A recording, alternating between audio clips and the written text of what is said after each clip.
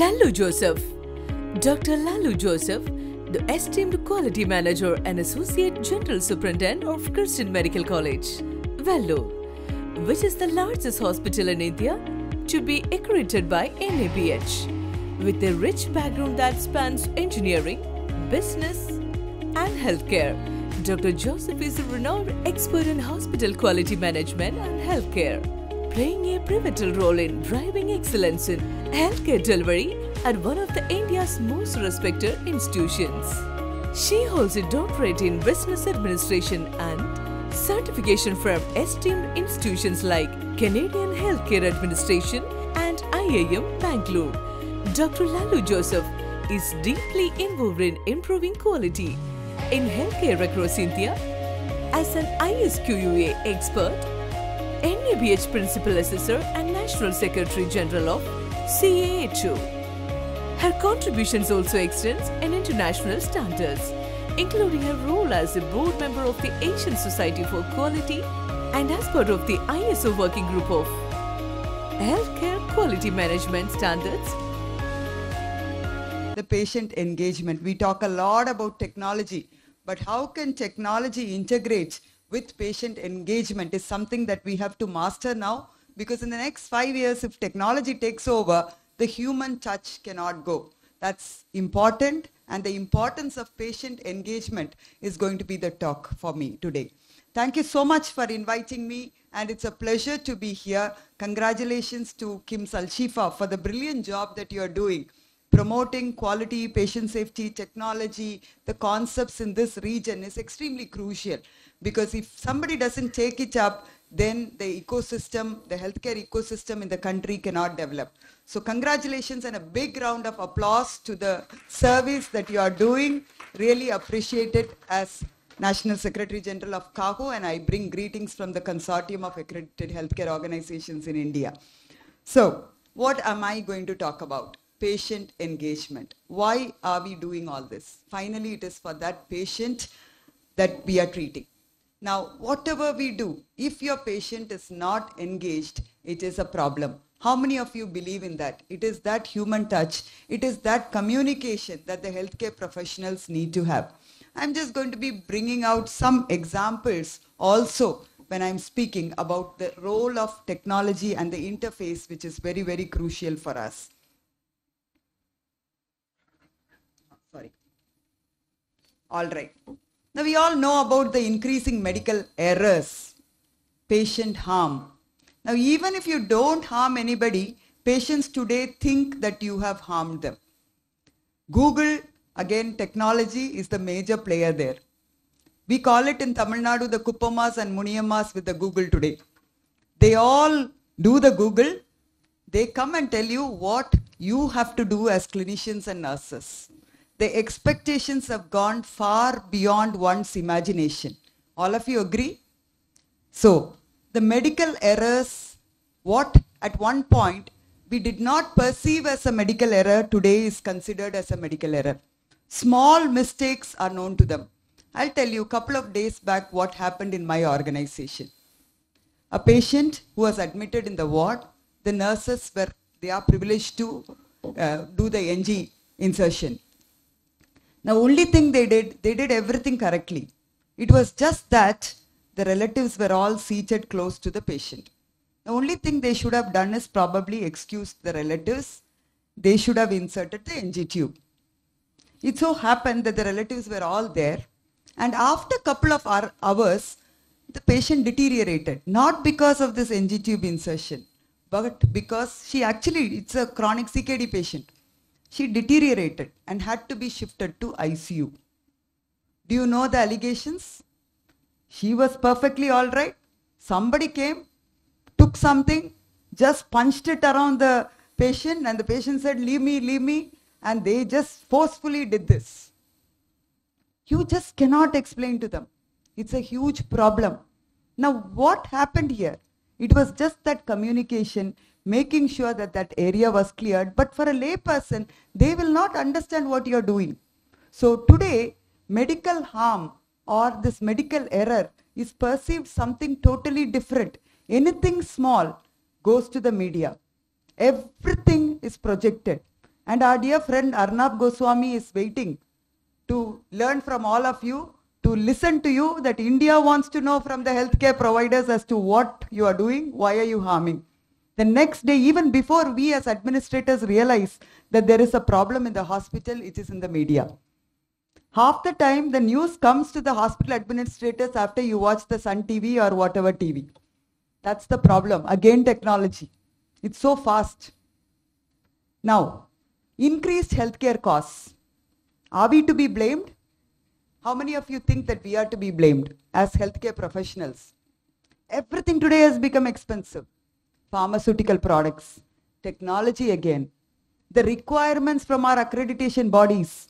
We were very comfortable with split AC and window AC. Today you have to have an air handling unit, you have to have HEPA filters, you have to have laminar flow to operate on a small biopsy. Is that really needed? $1 million question. I'm not going to argue about that. I can understand for a TKR, THR, but is it really needed for a labor case? Is it really needed for other things? We have also added a lot of expenses. And healthcare costs are certainly increasing. And people are able to afford. Many cannot afford. Do they want to go to the government hospitals? They fear. So they come to you and there are problems after that. They don't want to pay and everything is burdening the hospitals. There is a huge trust deficit. I want you to put up your hands. How many of you think that there is no trust deficit at all? People still treat you doctors and nurses as gods and goddess. Is there a trust deficit? Yes? No? Yes. Huge trust deficit. They don't trust you anymore. My grandfather was a doctor in South Tamil Nadu. The best of produce from the market would come to my house. My grandmother used to get the best. My mother decided, okay, I'm not going to be one. My husband heads neurosurgery. I have never got any best produce from the market. My son, the only thing that I pray every day is let this fellow not get hit. Already twice he's got when he was handling COVID patients. That's the situation today. It's all because of the trust deficit.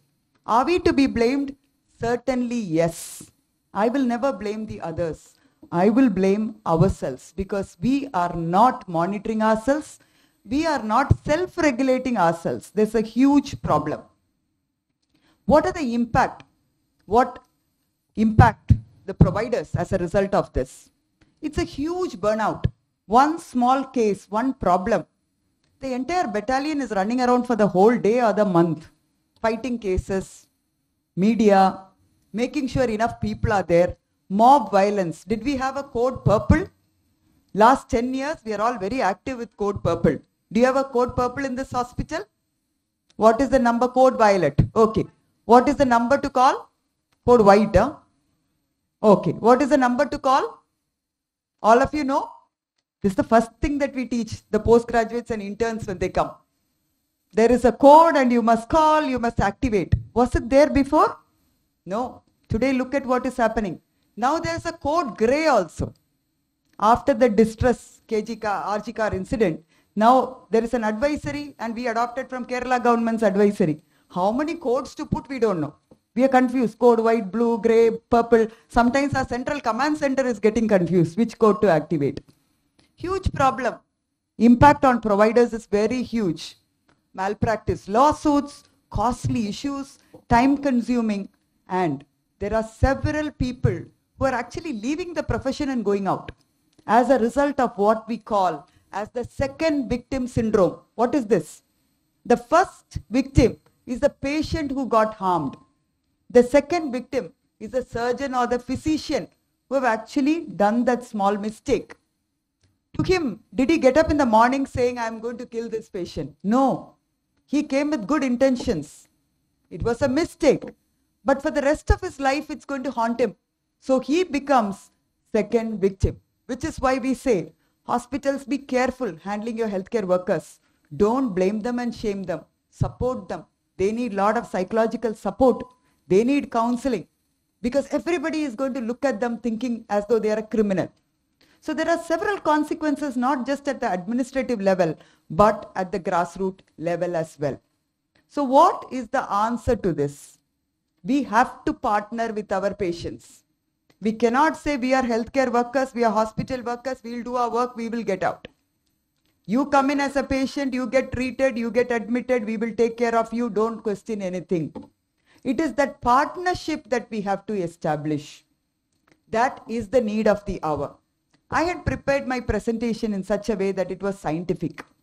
Now I thought I will realign myself to fit in some technology aspects also as to how we can partner and engage with our patients in a better way using technology as well, because end of the day, technology is the force multiplier.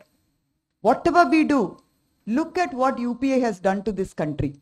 Is anybody carrying cash today? Even the small vendor, the fruit seller or the flower seller has a UPI. One scan, click and go. To the extent that sometimes you wonder, last evening when I was going back to my house before coming here, I really noticed that I don't have 150 rupees to pay the auto driver. Because for the past 1 month, I had not used rupees, currency at all. It's always been GPay. And this poor old auto man did not have a GPay. Then I had to borrow from the security and give him. Then I realized, oh my God, I have to keep some money at least as a backup. What if this entire thing shut down? I have not prepared myself. So the need of the hour today is to engage. So I'm going to bring some best practices of what I have seen in this country as a principal assessor, as an assessor for several organizations, what I have noticed. Let me tell you with my first example.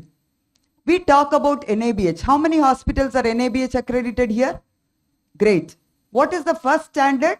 Scope of services. Where should you display your scope of services? At the entrance. In how many languages should you display?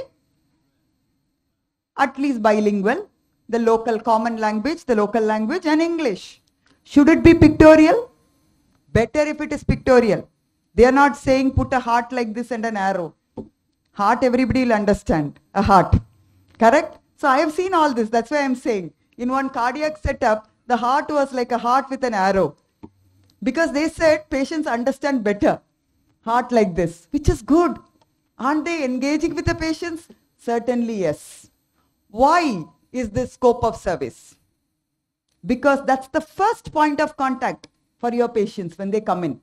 If they know that this hospital has all these services, they are confident to come in. Imagine you put up RK Hospital and this is an ophthalmology setup. A lady in labor gets rushed into this ophthalm setup because they didn't know. They only saw the board RK Hospital. They come in and the poor ophthalmologist will be blinking as to how to handle this patient. If it was known that this was an ophthalmology setup and the scope was clearly defined, this will not happen. They will not be losing their time. That is the intent. Today, what are we doing? What our dear friends NABH assessors tell us we do. I'll tell you the example. I had gone to this hospital where the scope was a small place, 50 bedded. One obstetrician and his wife a pediatrician. So the scope of services was obstetrics, pediatrics, high-risk pregnancy, blah, blah. That's it. There was one huge board which said, scope not provided. Cardiology, cardiothoracic, neurology, neurosurgery, urology, nephrology. I asked them, and a small board with the scope. I asked them, why are you displaying that scope not provided? They said, we got a NC. Assessor gave us a NC. Can you imagine the plight of the patient who comes in? He'll be confused as to which is the scope, whether this hospital is offering all that or here. Now, the intent of services not provided is that within the scope of that, let's say cardiology, but you're not providing cath facility. There is no interventional cardiology within cardiology. That's what you need to provide as not provided in the scope. Now here, obstetrics, pediatrics, if you are not providing high-risk pregnancy, not in scope is high-risk pregnancy. That's all. Not your cardiology, nephrology, neurology. This is the problem. We have to understand that everything in these standards is implied needs of the patients. Now we are interpreting all this in a different way. Now look at the plight of this hospital, one huge board. They have invested money into that for nothing. And I said, take it off. And then they tell me the next assessor in the next assessment asked them to put it up. This is the problem, understanding the intent. Now the first thing is communication with your patient that these are the services we are providing, so that he takes a concerted decision to come into your hospital. Correct? Now, the security should know your scope of services. I tell you my experience. I go to this hospital, excellent security, nice uniform. He's standing in the front. And this guy, I asked him, do you know the owner of this hospital? He said, yes, ma'am. Orthopedic surgeon. Sir is well known in this place. Very good. Do you know, enna pandranga, you know, in Tamil, enna pandranga in the hospital? Theriyadamma. He started shivering. So I said, how many other specialty here? Because he is the gatekeeper. He is in the front. Small hospital. And he told me, Amma, till yesterday I was selling flowers in Gandhi Road. They told me there is an assessment. They gave me a uniform and I am standing here. This is exactly what happened. I am not joking. Okay? So that communication network is gone now. He is going to say, or ortho doctor irukkaru. But there are several other doctors there. Communication again. Now, let's get into the hospital. There are girls, beautiful, all filling up the registration form, everything. All of them know only their role. Beyond that, they do not know. There are several portals available, but patients are not guided. They don't know how to fill in all that. In one hospital, more than the registration, the name change counter was long. Why is that? Because they had filled in some name, call center. They called the call center, fixed up the appointment, went there. When they go there, they ask for the Aadhaar card. Now in the Aadhaar, the name was different. Now with one S and M not there, insurance will not accept. So then there is a name change counter where this entire group is standing there to change their name. Are you engaging with your patients? Tell me. These are small things, but it makes a huge difference. These are all administrative. Okay? Now then I told them, what are you going to do about this? They said, now we are going to ask at least through WhatsApp the Aadhaar, and then we will make the entry. Fine, no problem. There are excellent practices. I went into this hospital called Artemis in Delhi. Only the good practices I'll name the hospital. You know, each bedside, there was one board. I am your mentor. My name is Dr. Mishra. My mobile number is this. If you have any problem, do not hesitate to contact me. I thought, brilliant. Who is this Dr. Mishra? He is the head of cardiology. Fine. I asked Dr. Mishra, do you get calls? He said, hardly any. But patients are confident and comfortable that there is one person that they can speak to if they have a problem. So I said, what is your role? He told me, on admission, I get a call. When I am going on rounds, I make sure that I just visit them, not every day. One time during the admission, probably day 1 or 2, and I tell them, I am Dr. Mishra. This is my name. This is my mobile number. If there are problems, contact me. That's about it. So they are so confident. Then I said, is it only doctors? He said, no, all senior people. Each of us have about 5 beds to take care of. Isn't that brilliant? Are they engaging with the patients? Yes, certainly. There are so many good practices administratively like this that you can use to engage with your patients. Clinically, let's come to our doctors. How many seconds or minutes do you think that you actually talk to your patients? There are several studies. He is coming, he is paying probably 500 rupees to meet you. What is your, that time period that you are engaged with the patient? 50 seconds, 30 seconds? After that, you become, what do? You start taking his history in your mind. He will just say headache, that's it, that word headache. He will say gas, that word gas. You are not listening to his whole family history and story. He doesn't feel engaged. And then you are taking the history there, you are coming to assumptions and you are actually admitting him. It's a huge problem. Numbers are large. but we don't have the patience and time to engage with our patients.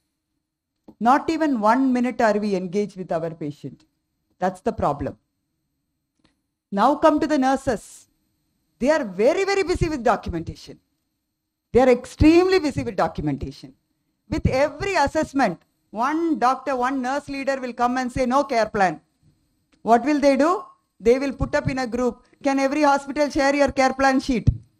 So the nursing superintendent will decide, this is the best care plan sheet because it's 3 pages. The other hospital has only 1 page. Immediate, implement it because you have to close your NC. Poor girls on the ground, writing and writing, they don't even know what they are writing.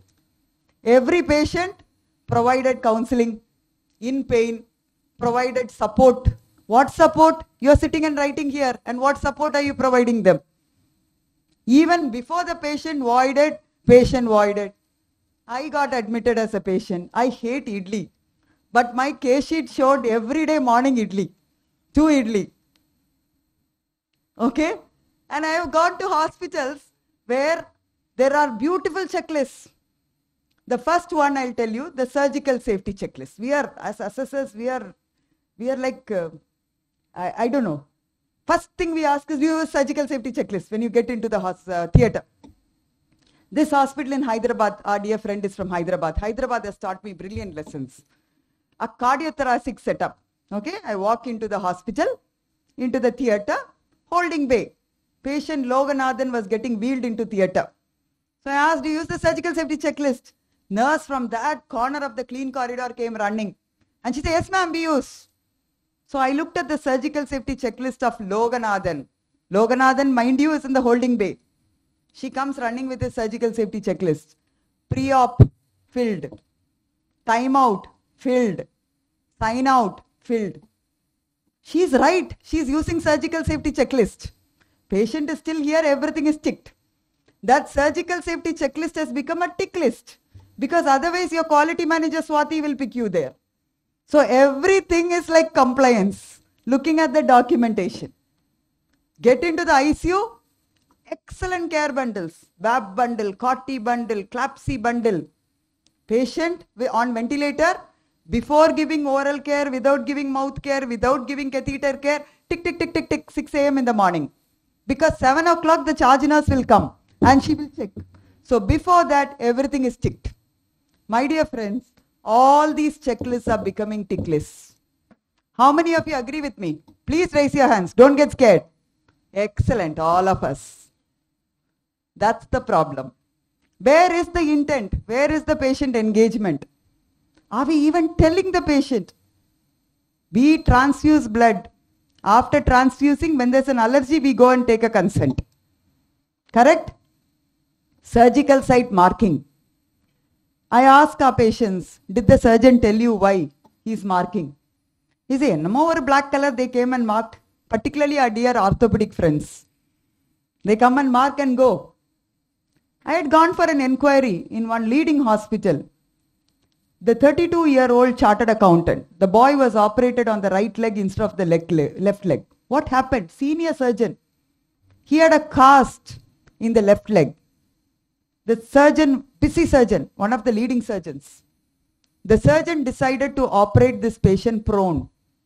The juniors took him into OT, cut the cast, they turned the patient and he operated on the wrong leg. Can it happen? Certainly. Sridevi's mother was operated in Sloan Kettering in Manhattan in one of the leading centers on the wrong side of the brain. Not because of anything. To them, every Indian name sounds alike. There was another Indian posted that day. They swapped the cases. Can it happen? So why is Arnab Goswami shouting? Now we should know. If the patient was engaged, he will never allow you to do that mistake. Let me tell you, I went for an ophthal procedure. The only thing I was bothered about was the surgical site marking. I was in a paranoia. He should not be operating on my other eye. So the only thing that I noticed was whether this surgical site marking was put properly. Because I am an engaged patient, I will not permit my surgeon to operate on the wrong side. Now tell me, if your patients are engaged, do you think the chances of errors come down? Yes, that is what is the need of the hour. You are going to be talking to the patients. They feel wanted. You are going to be telling them what is to be done. Then they'll know what kind of a care happens. When they become a deterrent, when they tell you, sir, it is my right eye, have you checked? You will check twice. When your patients tell you, please, you didn't use your sterilium, can you use the sterilium? Our infection rates will come down. It's important for us to engage with our patients. You all agree? There are several tools for us to engage with our patients. Number one, there are lots of patient portals available. All your registrations, everything can today be done easily through the portals. Adopt them. Make them aware of what services you're providing. Look at your websites. Old redundant information. The ownership is changed, it is still the old website. Services have been added, it is still the old website. Is it an interactive website? No. There is a contact number which has some 04, some code, which was ancient, some 6 digits there. How many of us are actually actively engaged in viewing this information and changing them? Interact with them through your website, through your patient portals. Today, every Kuppama and Muniyama can use UPI. They can also use your portals very well. If they are not able to, they'll ask their children. They will take help. Use them properly. Enhance them. Learn out of other hospitals' best practices, which is why conferences like this are very important. To learn from the best practices of other hospitals and implement them. These are not expensive. I will tell you what I have done to my new setup. We had a system of porters or attenders assigned to every ward. That used to be our old practice. Now we have like the Ola, Uber. It is not something new. Every big hospital has implemented. But it was difficult in a large setting, 125-year-old organization to implement anything like this. From what used to be 200 when I started the Ranipet campus, today has come down to 120 people. With the 120, I'm able to manage the same workload with a faster turnaround. Because this Ola, Uber system, the tag that they are carrying, will identify who's the nearest porter. He is accountable. He goes there, picks the patient, goes. I am able to monitor from the dashboard how many transfers he's made. Otherwise, the fellow is sitting somewhere and taking a smoke. You won't even know. So today, accountability has come in. It saves money. Whatever initial investment, yes, it is an investment. But beyond a period, the return on investment on most of these things are very, very short. Please understand. These things enhance operational efficiency, better interaction with the patients, reduce the turnaround time, taking feedback from them, and therefore adoption of technology is very, very crucial. So attend conferences, not for networking alone, but for learning from others as well, learning from the best practices. Now I'm going to put across some soft concepts of engaging clinically with your patients. Number one, setting up of patient advisory councils. Have you set up the patient advisory council? It is becoming a 6th edition requirement as part of the technical committee, and the two things I pushed was one, patient advisory council. Second is the PREMS. Patient advisory council is the council that you set for the patient to talk to you. They find a seat in your boardroom, not that in your large boardroom, at least at an administrative level. You induct 3 or 4 patients with your clinicians, your quality team, your administrative team, your nursing team. Find out from them, not just giving a feedback form, everybody will tick, tick, tick, tick and go. Again, that's a tick list for patient. Otherwise, they think that you will not give them the reduction. So don't just blankly depend on your patient satisfaction surveys. Get them on to your boardroom. Sit with them and discuss. We think we have beautiful signage. They don't think so. They are asking every security there and every person there, which is the house, what is the way to radiotherapy, what is the way to your radiology, X-ray room, CT room, 100 times they will ask. So if you engage with them, they will tell you, I saw it in that airport like this. It was easy for me. In your hospital, this area is a blind spot. Nobody knows how to go there. Your, front desk people probably don't seem to have adequate information. Can you provide that through WhatsApp to us? Can you give our discharge summary by WhatsApp? Can you provide us a portal where we can see our blood tests properly? Can you give us the facility to draw the blood at home and give us the results? Several things will come from them. They become your marketing managers. You don't have to have your marketing department. They will become your marketing managers. And the hospitals that have actually put up patient and family advisory committee have benefited out of the inputs that have come. And as marketing managers, you should know that the voice of the client is most important. If you don't listen to that, then you're gone. Whatever free camp you do, whatever promotion you do, end of the day, it's the voice of that patient. Listen to them. Find out from them. Set up your patient and family advisory committee. First of all, set up for the hospital. Then you set up for your radiotherapy department, your oncology department, your surgery department, because those are specialized areas. They will tell you, I am waiting for hours for planning in your radiotherapy department. Your physicists are not giving me the right information for planning. Several things will come out, but don't now use that to hit everybody around. Understand and learn out of that and change the system. So the voice of the customer, they will feel empowered. They will feel owned. They will think that this is their hospital and you're listening to them. Every year you change the members of your patient advisory committee so that newer thoughts come in. You will have a lot more people who become the voice of your hospital. That is one. I'm not getting into the details of this. I'll share my presentation. Coming to the next important thing is the patient reported experience measures. This is often seen as satisfaction surveys. No, you use this tool to assess the safety protocols in your hospital. We take it for granted that before MRI, your technicians are checking if the patient has an implant. They are asking them if you feel claustrophobic, what to do. They are telling them, raise your hands, or there's a two-way communication. You can use the mic. They are actually checking or screening the patients for metal objects if they have. If the patient has to go through a contrast, the creatinine is checked. We are taking it for granted. And every 6th month, we'll have something stuck to that MRI machine. Just 1 month back, we had one huge trolley stuck to the MRI machine. Let me tell you, it happens everywhere. It's a problem. So how do we make sure that the patient is not stuck there? It's only a trolley, thank God. But again, that's an administrative loss. Demagnetize. Make sure you activate financial loss. MRI is not available. People, postgraduates, think the MRI field is only there. Beyond that room, there's no field. Are you educating your postgraduates? Today you have DNB candidates. And we think that because they finished MBBS, they know everything. Let me tell you, they know nothing. Because if they are spoon-fed there, they are just finishing. They want to sit and do their NEET exam. That's all. They have not come into the clinical practice at all. We take it for granted with that doctor there, they know everything. Big mistake.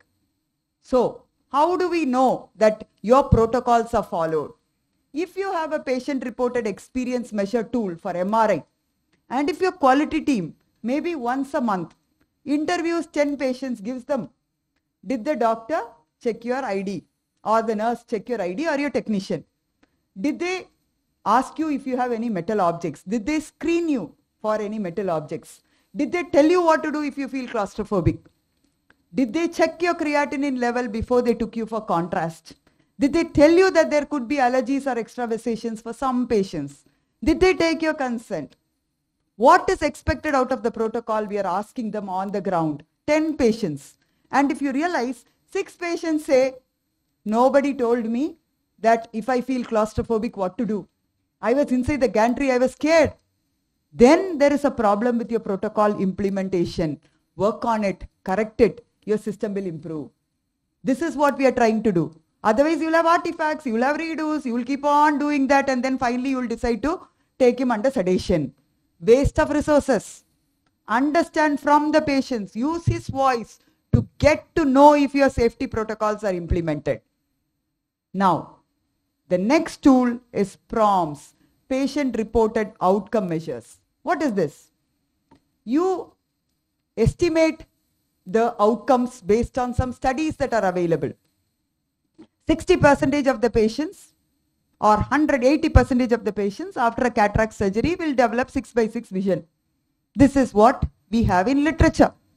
How do you know, based on what you have done in your hospital, how many percentage of them have developed 6/6 vision?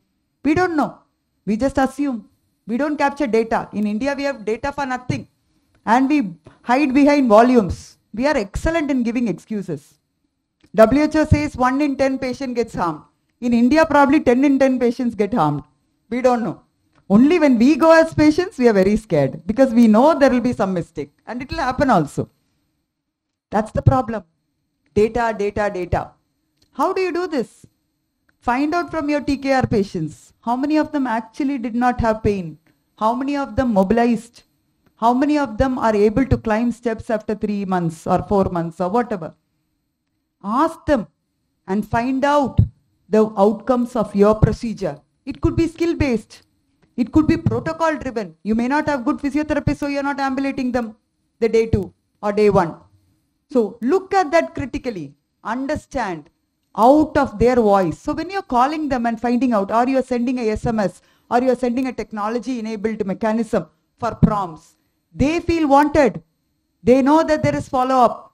For you, it is beautiful data to work on your clinical pathways and protocols and to enhance your skill as well. So these are some of the other soft things that you can do to engage with your patient. Please understand, why are we all talking patient, patient, patient? There is no healthcare business. Let me put it, today it's become a business. There is no business if we don't have our patients by our side. Please understand that. And it is so important to treat that patient properly, to connect with them. Today, survival, sustainability of hospitals is a big question mark. Only when you engage with your patients and make him the voice of your hospital, you will sustain. If you are disconnected, you are not going to sustain. Change is the only constant. What does that mean? You have to continuously change. The only thing that appreciates a change today is a baby, wet baby, a diaper change. No one wants a change. You have to understand it is time to change our mindset to engage with our patients, talk to our patients, leave all this stupid documentation. We are overdoing. We are overdoing with documentation. Doctors are taking allergy, nurses are taking allergy. Doctor's record will say penicillin allergy, nurse's record will say no allergy. What are we doing? Use one technology tool, everybody will see at one point. Huge problem. Therefore, it is time to engage with our patients. Why is it so important? Forget about your business. This is the profession you have taken on your own to serve mankind, to be a messenger, to be here to do service. That's the first thing that will get you the ethical concept of what you are doing, for which you need to keep patient at the center. This patient you are treating could be the sole breadwinner of a particular family. He could be the father of a very small kid, son of an old father, husband of a young lady. He is now your responsibility to treat him and send him safe to his loved ones, for which you have to imagine your own there, your own brother and sister, and take care of him like your own brother. A small disclaimer, I did not use technology, chatbot and chats GPT for this. This is my own because this is my passion. I don't believe in technology for what you feel as an individual. Please treat that patient as your own. If you bring that patient centricity, if you start engaging with your patient, your hospital will thrive. Patients will flock to you. Nothing else is going to get the patients come to you. Thank you so much for this wonderful opportunity given to me, and I'm happy to answer any questions.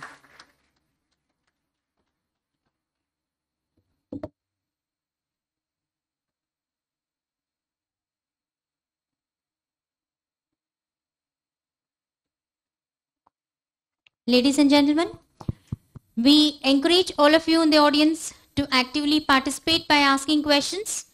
Let's engage in a meaningful exchange of ideas.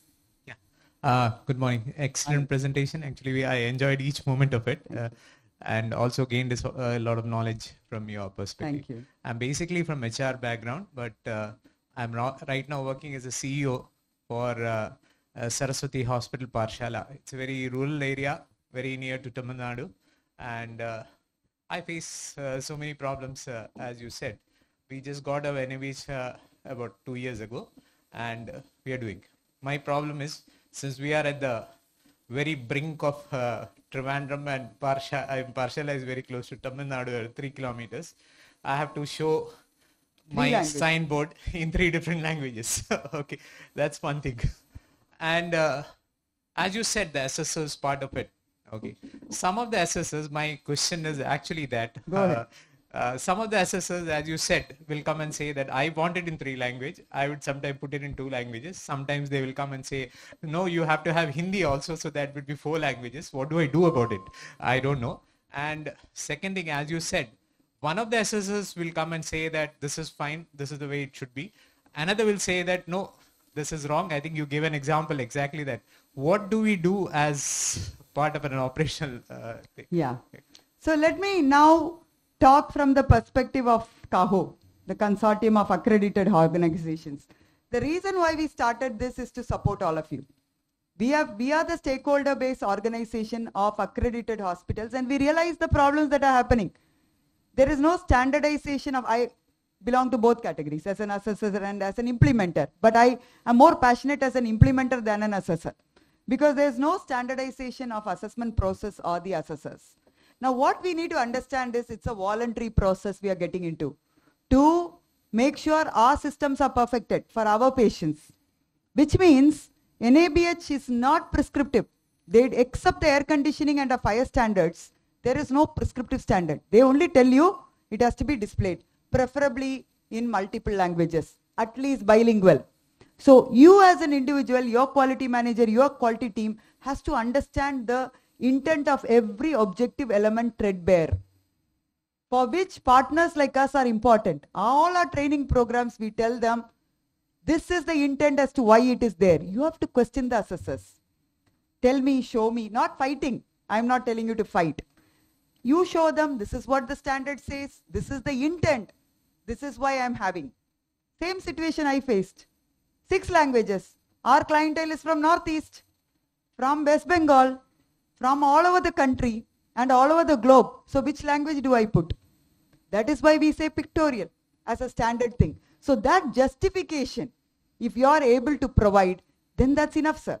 For which your team has to be smart and comfortable to question the assessors, to tell them this is what it says. After that they will not talk, believe me, they will not talk. The discharge summary for we have a large psychiatry setup. So the assessor said your patients are not giving, you are not giving discharge summary to your psychiatry patients. This I am writing as a NC. Okay. The professor of psychiatry came to the assessors and said, I have a young lady admitted.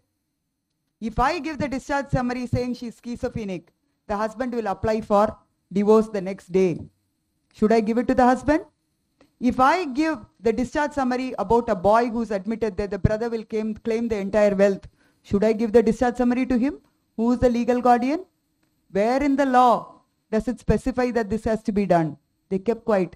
Till date, nobody has questioned. I'm not saying psychiatrists don't give discharge summary. No. In tertiary centers with a lot of complicated problems, and that becomes a medico-legal document, you have to handle with care. You have to look at the patient side. So therefore, you need to understand the standards very clearly. So your team has to be trained on every aspect of the intent of why that standard is written down. That's the only solution. So don't go by what they say. Sometimes we don't even close NC. One photograph close it. That's it. Next time they come, they'll raise the same thing. In CMC for 15 years, I'm doing this. What is the big deal? Yeah. Sorry? Yeah, so for which you have to be innovative, sir. You have to make sure that you are not training them. I have seen hospitals where they start NABH training for everybody. AAC, COP, MOM. Why that nurse needs to know FMS, HRM? Not needed. You, like, see, for my postgraduates and interns, it's a mandatory 3-day training program that they go through us. We have only clinicians general guidelines booklet, everything. Medical report, how to type, what are approved abbreviations, what is this. That's all they need to know. They don't need to know the scope, why that is displayed there, why my air conditioning has to be managed like this, medical gas, why? So for clinicians something, for nurses something, for everybody on waste management, hand hygiene. So you have to, as HR, put your training calendar in such a way. And I do believe, yes, attrition is high. But how do you do that? Put them under mentoring, give them the path so that they become infection control nurses after a certain point. They won't run away. We are not providing the career pathway for them. That's a problem. We can talk for hours. I'm sorry. You give me the mic, I'll talk for hours. Thank you. Thank you, Dr. Lallu Joseph.